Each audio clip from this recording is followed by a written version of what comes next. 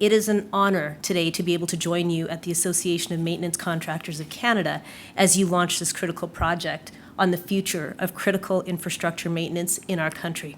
In recent months, we found ourselves on the front lines of a serious infrastructure challenge.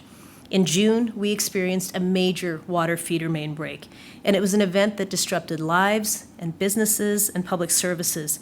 And this was just a mere few weeks before our biggest event in Alberta, the Calgary Stampede. At that point, I declared a state of local emergency to enable crews to do any of the staging and acquisitions that they had to do to expedite the work.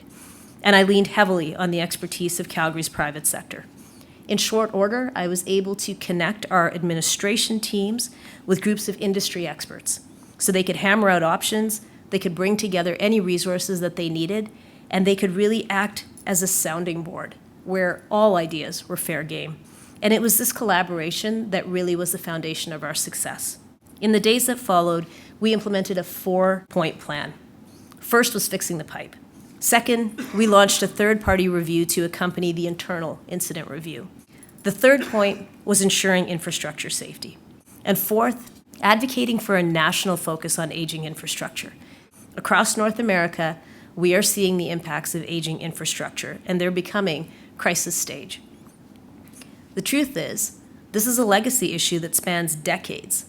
As you have all said in this room, maintenance and infrastructure investments have often been deferred. But neglecting critical infrastructure has serious consequences. The industrial maintenance sector plays a critical role in this work. Your expertise ensures that systems operate as intended and that small problems don't become catastrophic failures, and that we build resilience into everything that we do. I will continue to advocate for proper federal and provincial infrastructure funding. I'll continue to encourage my municipal colleagues to do the same, because I don't want to leave a legacy of infrastructure debt to future Calgarians.